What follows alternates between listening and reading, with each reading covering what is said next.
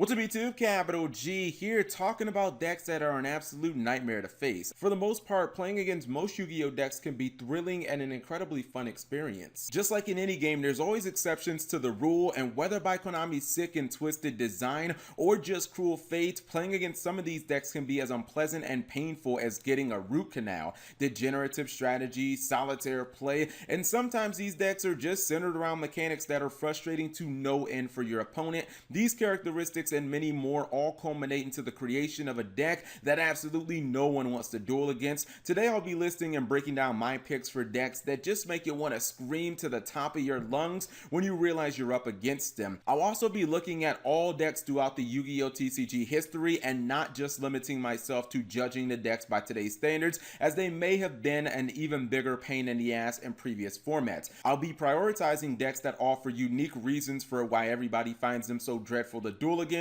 so don't expect the entire list to just be made up of FTK and burn decks. And actually, before I jump into this video, I want to give a huge shout out to Swagbooks for sponsoring this video. The amazing research website that lets you earn cash, gift cards, or my personal favorite, charity donations just for taking surveys and watching videos. It's simple, just click the link in my description and sign up. This will also get you a $5 sign up bonus, then play games, take surveys, and earn those sweet rewards. I've actually checked the website out in the past before. Hey, you can never have enough deck building money, am I right? So what are you waiting for? Start earning those rewards today, and thanks again to Swagbucks for sponsoring the video. Without further ado, welcome to the top 10 Yu-Gi-Oh decks no one ever wants to duel against, the Yu-Gi-Oh hierarchy. Number 10, Psy-Frames. Reason no one wants to duel it, almost all of the deck's plays are completely based on their opponent. People might not realize it, but Psy-Frames actually have one of the most unique playstyles in all of Yu-Gi-Oh! I often refer to its core strategy using the boxing term counterpunching. This means that Psy-Frames focus much more heavily on punishing their opponent's plays rather than making their own aggressive ones. Considering that the deck's monsters for the most part work as hand traps and can only be summoned by card effects, this doesn't leave you the common option of just summoning your monsters and going aggro. While their field spell does give them the option to Excel Synchro during their opponent's turn, which is useful for giving them the boss monsters that they need to do damage, but on the other hand, if they don't have that Psy-Frame circuit field spell active, their monsters are going to banish themselves during the end phase and they won't be able to amount any offense at all. This playstyle sounds fun and interactive in theory, but the problem is, if you decide to do nothing, then the Psy-Frame deck won't be able to do anything either, considering that all of its plays are based on you. Because of this, the deck habitually stalemates with the opponent, unintentionally I might add, and the duels can often feel like they drag on forever and ever. Number 9, Dark World. Reason no one wants to duel it, it constantly looks at and disrupts your hand. This might not sound like a big deal for newer players, but at one point, just about every meta card that lets you look at your opponent's hand ended up on the ban list. The Forceful Sentry, Confiscation, and Trap Dust Shoot were all meta defining. Taking out the opposing duelist's best card while getting information of their hand so that you could carefully craft a board to play around it was absolutely huge. Well, enter Dark World, pretty much the second coming of that degenerate strategy. Drag Down from the Grave is a card that lets Dark World players do exactly that. They get a nice peek at their opponent's hand to rid themselves of their strongest cards while getting to draw a new one in the process. Letting their opponent see and discard a card from their hand is no problem because Dark World monsters actually want to be discarded from the hand from the beginning, and they usually set their most powerful cards on the field before using Drag Down from the Grave so that their opponent cannot get rid of those cards. If this wasn't bad enough, in days past they also had access to card destruction, which could be used on a grand scale to wipe away an opponent's entire hand and force them to draw a new one. So pretty much say bye-bye to all your combo pieces. This card destruction would also trigger all the Dark World monsters as well. Cards in Yu-Gi-Oh are supposed to be incredibly safe in your hand where they're not susceptible to card removal, but that pretty much goes out the window when dueling against Dark World. Number 8, any 60 card deck. Reason no one wants to duel it, very luck based and punishes you for running a regular Yu-Gi-Oh deck. For essentially the entire duration of Yu-Gi-Oh's lifespan, the concept of running as few cards as possible so that you could get to your power cards faster was always fundamentally solid. A lot of competitive players would never usually go over 43 cards because anything higher than that and you'd really start to see your percentages significantly drop when it came to opening your best cards. Then Raging Tempest was released and we got the all-powerful That Grass Looks Greener, a card that gave you the potential to instantly send the top 20 cards of your deck to the graveyard. This was mind-blowingly strong, as almost no other card could single-handedly mill that many cards to the grave in a single activation. It goes without saying that in Yu-Gi-Oh! There are hundreds of competitive cards that want to be sent to the graveyard, and opening that grass looks greener against a standard 40 card deck would give you an overwhelming advantage in the duel. The most frustrating thing about the 60 card grass decks is that they had absolutely no control over what cards actually were sent to the graveyard, so sometimes they could get extra good mills and you would lose thanks to nothing but luck.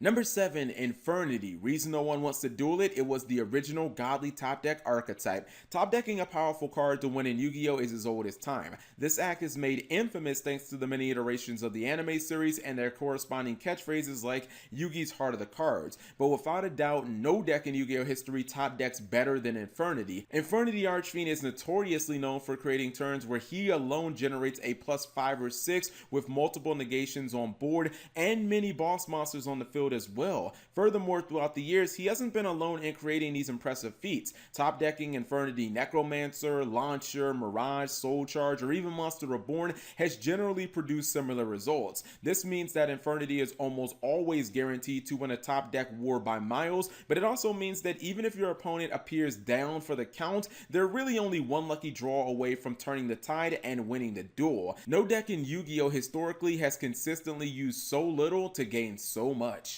Number 6, True Draco, Domain Monarchs, and Cleaver. Reason no one wants to duel them, huge Titan-sized monsters backed by floodgates. The tribute summon mechanic has been around for ages, and many of Yu-Gi-Oh's eras like DM, 5Ds, and Zexal, it was incredibly underused and I'd even argue completely forgotten about. However, every so often there is a fantastic competitive tribute deck that will rise up like the aforementioned 3 decks. Since these decks usually require sacrificing resources to summon their monsters, you'd think that people would be okay with them, right? Not really. Masterpiece and Towers aside, these monsters are incredibly strong, but most would probably say bearable. The real problem comes when you have to deal with these monsters backed by game-breaking floodgates like Skill Drain, Vanity's Emptiness, Rivalry of Warlords, the Monarchs Erupt, and Domain of the True Monarchs. These are essentially used to lock out your opponent's best plays, and to make matters worse, these slow old-school tribute decks aren't really so slow anymore, as they can employ powerful draw cards like Card of Demise, True Draco Heritage, Pantheism of the Monarchs, and many more to help them get to their floodgates even quicker. Number 5, Exodia. Reason no one wants to duel it, it's the original Solitaire FTK. This is probably one on the list that feels like it doesn't belong, but trust me, in the early days, especially during the DM era, there was nothing more infuriating than having to face Exodia. By no means is it because Exodia is the best and most consistent FTK deck in the game, but it's because Exodia was the original first turn kill Solitaire deck in Yu-Gi-Oh! Unlike in the anime where characters spend multiple turns trying to assemble pieces of the Forbidden One, in real life Yu-Gi-Oh! It's just much more effective to never give your opponent a turn to try to stop you and get all of your pieces in your first turn. Playing Exodia also tends to invoke everyone's inner weeb, as duelists will routinely yell out "Exodia obliterate" when they've assembled all 5 pieces. This is a reference to Yugi in the anime. Number 4, Trickstars. Reason no one wants to duel it, burn deck disguised as cute anime girl deck. When Trickstars and their anime duelist Aoi were first revealed, it practically screamed cute anime girl deck. Quite frankly, all the signs were there. All female cast of monsters, the lineup was pretty faces, cute, colorful, and vibrant artwork. All in all, it was pretty similar to the melodious Lunar Lights and Cyber Angels of the past, but with a field spell and an 1800 attacker with a built-in rota. Some thought that the deck could have some promise even when their win condition wasn't immediately clear. Then people actually started playing the archetype after it was released in Code of the Duelist, and under all that glitz and glamour, you know, the pretty faces, we realized that Trickstar was actually a cleverly disguised burn deck. All of their burn effects like Trickstar Lycoris are nearly impossible to stop. And of course, the Droll and Lockbird plus Reincarnation combo just made matters even worse. Trickstars could banish your entire hand for just a couple of their cards with ease. We've seen aggressive burn hybrids in the past like Volcanics, but I think that people felt duped by these ladies. Number 3, Lightsworn. Reason no one wants to duel it, it created the luck-based mill mechanic. Unfortunately, all games of chance have luck, and that's a given. Whether it be poker or other trading card games, the best player doesn't always win. Hell, the player who should win doesn't always win, but Lightsworn just exacerbates this problem to no end. With their release, Konami created a new mechanic where the monsters mill the top cards from their deck to the graveyard during the end phase of every turn. Originally, this was a double-edged sword. Lightsworn Lightsworn players could mill cards like Wolf, which would instantly summon itself, or get useful cards in the graveyard like Necro Gardener at the potential cost of decking out. But as Lightsworn got more and better support, Lightsworn hardly ever decked out anymore. And since what the player mills is completely random like the 60 card grass decks, you could often lose to a luck-based mill rather than actually losing the skill. Losing because someone outplayed you is respectable. Losing to your own mistake is acceptable, but losing to lucky mills, that's just salt-inducing. Number 2, Final Countdown. Reason no one wants to duel it, it's the very definition of a slow, painful death. Dueling against Final Countdown is one of the most tedious and gut-wrenching tasks a Yu-Gi-Oh! Duelist can ever have. Dueling against most solitaire decks is already lame enough, as they don't really have much interest in playing against you. They're more or less just off doing their own thing while you just kind of sit back and watch. The difference between every one of them and Final Countdown is that Final Countdown takes a grueling 20 turns to complete. 20 freaking turns, and these turns aren't the slightest bit exciting. They're basically just your opponent setting 1 to 2 trap cards during their turn and then activating said cards to stop your battle phase during yours. That's basically all the interaction you're gonna get out of a Final Countdown player. I can assure you, watching paint dry is much more enjoyable.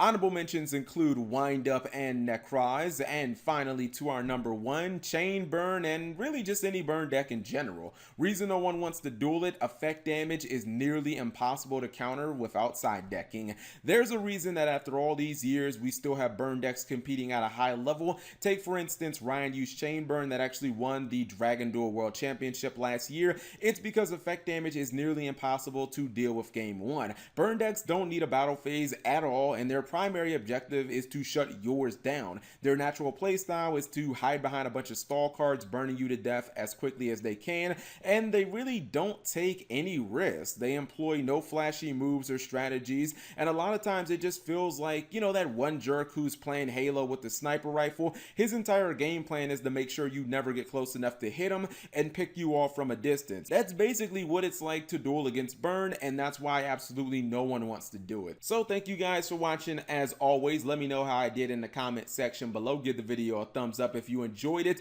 If there were other mind-blowingly frustrating decks that you just absolutely hate to duel against, leave that in the comment section below as well. Thank you guys for watching. As always, subscribe if you have not already, and turn on that notification bell for daily videos. Subscribing makes life happy.